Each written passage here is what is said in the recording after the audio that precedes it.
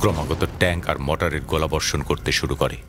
আমি এই বিল্ডিংগুলোর পেছন দিক দিয়ে গিয়ে মালিবাগের কাছাকাছি প্রায় পৌঁছে গিয়ে মাথা একটু বার করেছি কি করিনি, দেখলাম যে খালি ট্যাঙ্কের সারি দেখা যাচ্ছে আর কিছু না। আর সেখান থেকে যেন অগ্নি গোলা বেরোচ্ছে, আগুনের গোলা, আর সব একমাত্র এই রাজারবাগ পুলিশ লাইনকে লক্ষ্য করে। 26499 police lines are on fire. Over. পরিস্থিতি অনুকূলে নেই দেখে যুদ্ধরত পুলিশ সদস্যরা তখন রাজারবাগ থেকে নিরাপদ আশ্রয়ের দিকে সরে যেতে শুরু করে। অনেকে রাজারবাগ থেকে বের হওয়ার সময় নিজেদের ইউনিফর্ম খুলে রেখে যায়, যেন পাকিস্তানিরা তাদেরকে সহজে পুলিশ হিসেবে চিহ্নিত করতে না পারে। পুলিশের লোকরা তারা আমাদের চামেলিবাগে দিকে আসছে এবং কারোর হাতে ওয়্যারলেস ছিল, কারোর হাতে রাইফেল ছিল, এক কাপড়ই বলতে গেলে চলে এসছে। এই যে বিভিন্ন বাসায় তারা আশ্রয় নিচ্ছে। আমাদের বাসায় এরকম 30-40 জন পুলিশ তাদের বাচ্চা কাচ্চা নিয়ে এসে উঠলো এবং সিঁড়িঘরে, কেউ কেউ সিঁড়িঘরে আশ্রয় নিল, কেউ আমাদের ড্রয়িং রুমে। এবং পুলিশের পোশাক যারা পরা ছিল স্বাভাবিকভাবে সেই পোশাকটিকে বদলে তারা আমাদের বিছানার চাদর, পর্দার কাপড়, তারপরে আব্বাল লুঙ্গি, এরকম যেখানে যেটা পাওয়া গেছে তাদেরকে আমরা তখন দিয়েছি, যাতে পুলিশের পোশাকটি তারা খুলে ফেলতে পারে, মানে তার পুলিশ পরিচয়টিকে গোপন রাখার দরকার। যেহেতু আর্মি যে কোনো সময় যদি আসে আর পুলিশ হিসাবে শনাক্ত করে তাহলে তাদের জীবন বিপন্ন হবে। রাজারবাগ থেকে সরে যাওয়ার সময় পুলিশ সদস্যরা তাদের অস্ত্রগুলো নিরাপদ কোথাও রেখে যেতে চেষ্টা করছিল, যেন প্রয়োজনে পরে এসে আবার ব্যবহার করতে পারে। প্রায় ভোর 4টা সাড়ে 4টা বাজে হঠাৎ করে আমার দরজায়, একতলায় দরজায় কড়াঘাত। আমি দোতলা থেকে আস্তে আস্তে নেমে এলাম, আমার ভাই মানা করলেন তবুও নেমে এলাম। এসে আমি জিজ্ঞেস করলাম ভেতর থেকে একটু ভীত স্বরে, কে? জবাবে প্রত্যুত্তর এলো, আমরা পুলিশ ভাই। আমি দরজাটা খুললাম, দেখলাম আমাদের পুলিশ বাহিনীর 2 জন, একদম নগ্ন শরীর, লুঙ্গিটাকে মালকোচা দিয়ে বাঁধা, 2 জনের হাতে 2টো 303 রাইফেল। আমাকে বললেন যে ভাই, আমাদের মধ্যে অনেকে শহীদ হয়েছেন, আমাদের গুলি ফুরিয়ে গেছে, আর নাহলে আমরা এখনও যুদ্ধ করতাম। এই রাইফেল 2টো আপনি দয়া করে লুকিয়ে রাখবেন, আমরা চলে যাচ্ছি, কিন্তু আপনাদেরকে কথা দিয়ে যাচ্ছি আমরা আবার ফিরে আসব। আনুমানিক ভোর 5টার দিকে পাক আর্মিরা রাজারবাগের অভ্যন্তরে প্রবেশ করে। ওই মুহূর্তে যাকে পাচ্ছিল তাকেই হত্যা কিংবা আটক করছিল। হেডকোয়ার্টার্স ভবনের 3 তলায় পুলিশ, বাবুর্চি, ডাইনিং, ক্যান্টিন বয় সহ প্রায় 150 জনকে আটকের পর তাদের উপর শুরু করে অমানসিক আর পৈশাচিক নির্যাতন। রাজারবাগ পুলিশ লাইনের ভিতরে আজানের পর যখন তারা ঢুকলো পাকিস্তানি বাহিনী, তারা ঢুকার পরে যাকে যেখানে যে অবস্থায় পাইছে সেই অবস্থায় ধরতেছে এবং তারা পিটাইতেছে, ব্যানার দিয়ে কুচাইতেছে। আমাদেরকে ওই ছাদের উপর থেকে টাঙ্কি নিচে যায় আমাদের পাইছে এই কয়জনকে, টাঙ্কি নিচ থেকে আমাদেরকে ব্যানার দিয়ে ঘাওয়াইয়া কুচাইয়া ট্রেনে হেঁচড়ায় বাইর করছে। বাইর করার পরে আমাদেরকে প্রচণ্ডভাবে আঘাত করতেছিল, রাইফেলের ভাট দিয়ে আঘাত করতেছিল। আমার শোল্ডার বেশি ছিল ইপিপি বেসগুলো তাদের প্রচণ্ড আঘাতের সুরে রক্তাক্ত অবস্থায় মাটিতে ছিটকে পড়ে।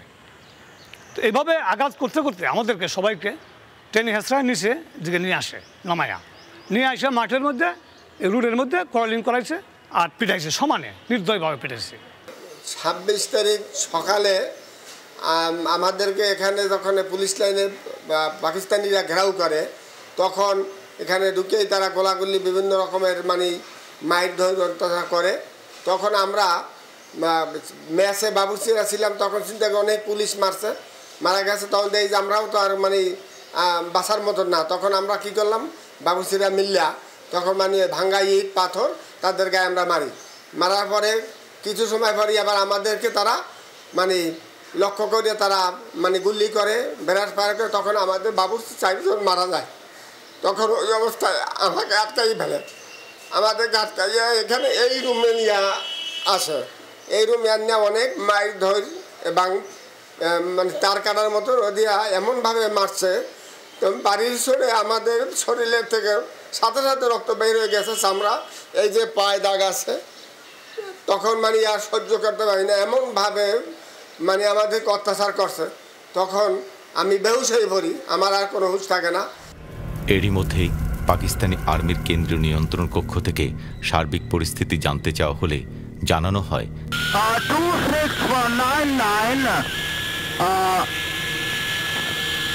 2,000 captured. Then Ramnath is captured. Kamlapur RS captured. TV, radio under control, exchange captured.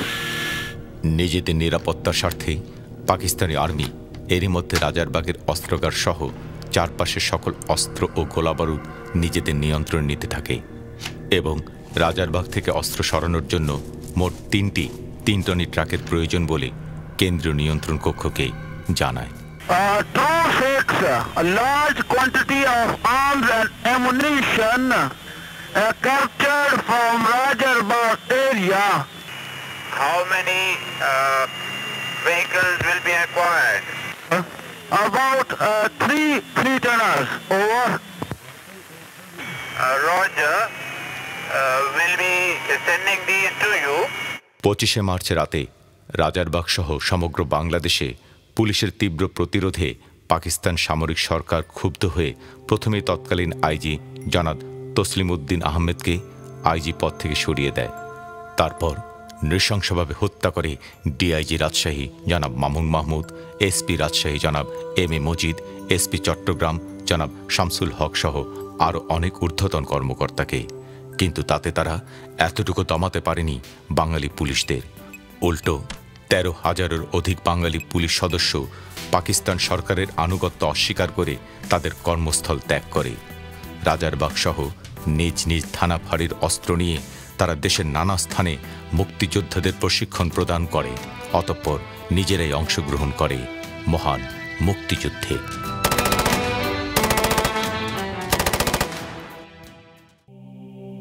1971 সালের 25 মার্চ রাতে সমগ্র ঢাকায় শহীদ পুলিশ সদস্যের অধিকাংশই রাজারবাগে প্রথম সশস্ত্র প্রতিরোধ যুদ্ধে শাহাদাত বরণ করেন। 25 মার্চ রাতে হেডকোয়ার্টার্স ভবনে গোলার আঘাতে রিজার্ভ অফিসের সকল দাপ্তরিক কাগজপত্র পুড়ে গেলে শহীদ পুলিশ সদস্যদের ঠিকানায় আর যোগাযোগ করা সম্ভব হয়নি। এমনই একজন হলেন রাজারবাগের বুকে সমাহিত পিআরএফের কনস্টেবল মোহাম্মদ জাহাঙ্গীর। 2 নম্বর গেটে দিয়া ঘরে ঢুকি, আমার সাথে জাহাঙ্গীরও সালাম ছিল। আমরা 3 জনে এক জায়গায় ছিলাম। ওই 1 নম্বর ব্যারাকের 3 সেট ব্যারাকের 1 নম্বর ব্যারাকের পশ্চিম পাশে ওখানে পানির ট্যাঙ্কির নিচে আমরা 3 জন পজিশন নিয়েছিলাম। যখন আমরা সব আমাদের পুলিশ মারা গেল তখন আমরা 3 জন যুদ্ধ না এখন জীবন বাঁচাই আর সেই 3 জনে ওই ব্যারাকে ঢুকছিলাম। সেই রুমে 3 জনে পজিশন নিয়েছিলাম। ওই যখন ব্যারাকে আগুন জ্বলায় দেয়, আগুন জ্বালায় দেয়, তখন যখন আমরা ঘরে বসে থাকলাম দেখলাম যে আগুন, বুঝতে পারলাম। আমি লাফায় জানালার শিক ধরছি, ওরা ধরতে পারে নাই, ওখানে পুরো ভস্ম হয়েছে। রাজারবাগের পার্শ্ববর্তী টিএনটি কলোনিতে একটি গণকবর রয়েছে, যেখানে 2 জন অজ্ঞাতনামা পুলিশ সদস্যকে সমাহিত করা হয়েছিল। 25 মার্চ রাতে অজ্ঞাতনামা বীর এই 2 পুলিশ সদস্য টিএনটি কলোনির যুবক তোফাজ্জল হোসেন টিপু এবং সোলেমানকে সাথে নিয়ে এইচ বা বর্তমান 27 নম্বর বিল্ডিংয়ের 3 তলা থেকে সারা রাত পাক হানাদারদের বিরুদ্ধে যুদ্ধ করেন।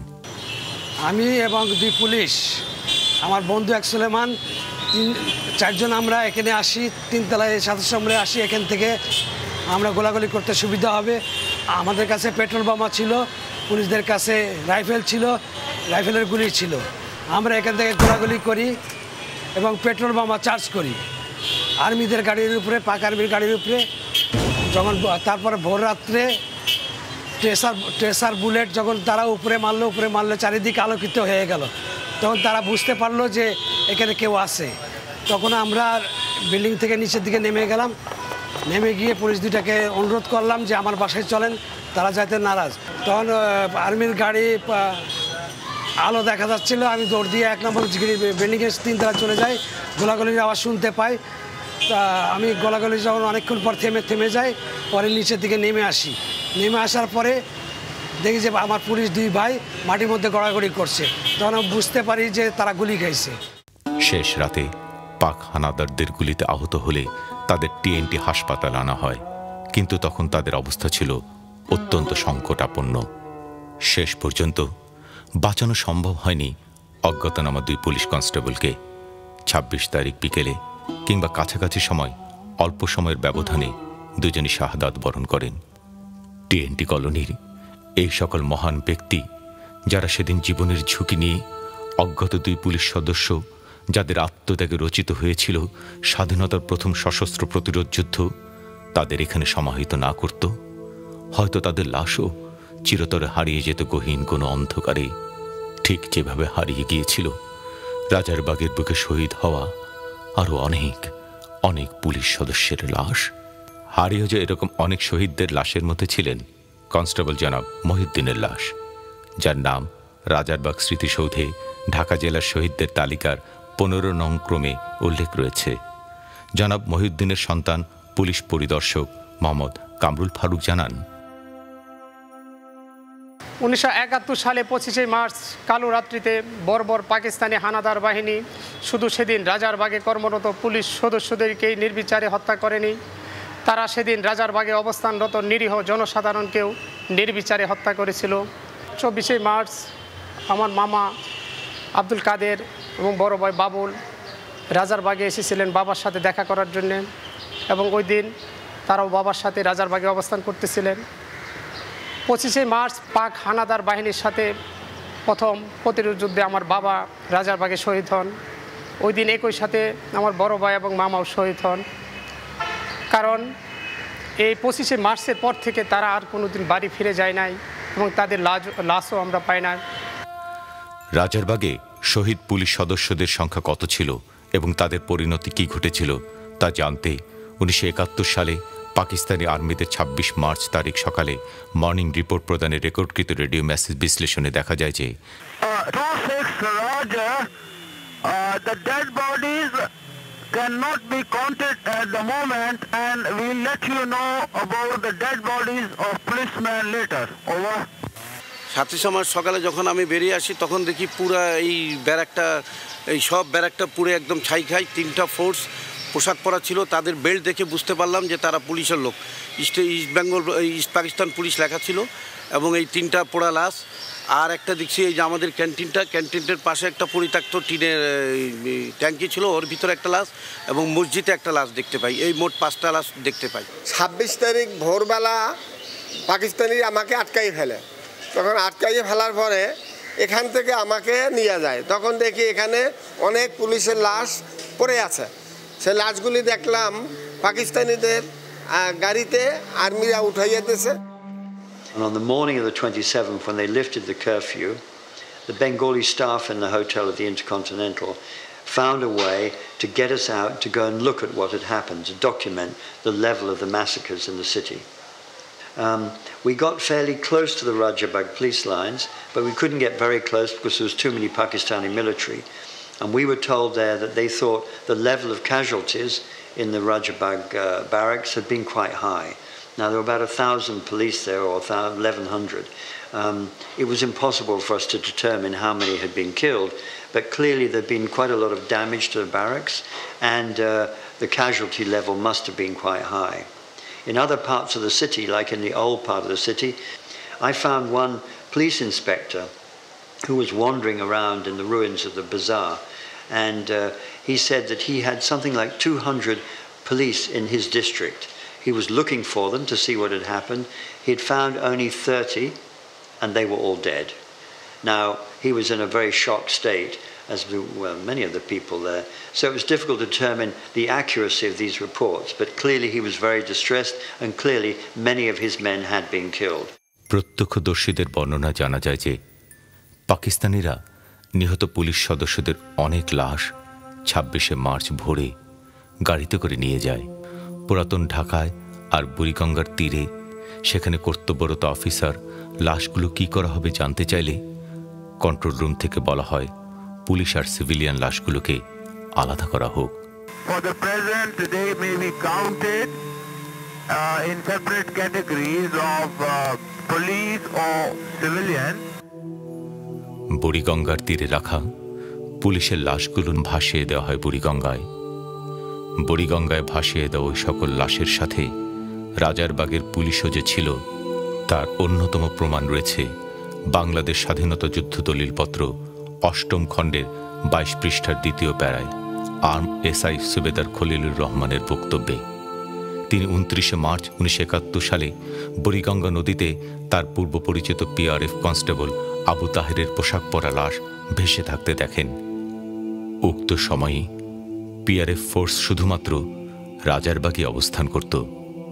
বুড়িগঙ্গা নদীতে পিআরএফ পুলিশ সদস্যদের লাশ প্রাপ্তি স্পষ্ট প্রমাণ করে যে ১৯৭১ সালের ২৫ মার্চ রাতে যে সকল বীর পুলিশ সদস্য রাজারবাগে প্রথম প্রতিরোধ যুদ্ধে পাক হানাদারদের প্রতিরোধে নিজেদের জীবনকে উৎসর্গ করেছিলেন, পাকিস্তানি সৈনিকরা তাদের অনেকেরই সেই পূত পবিত্র দেহকে ভাসিয়ে দিয়েছিল বুড়িগঙ্গার অথই পানিতে।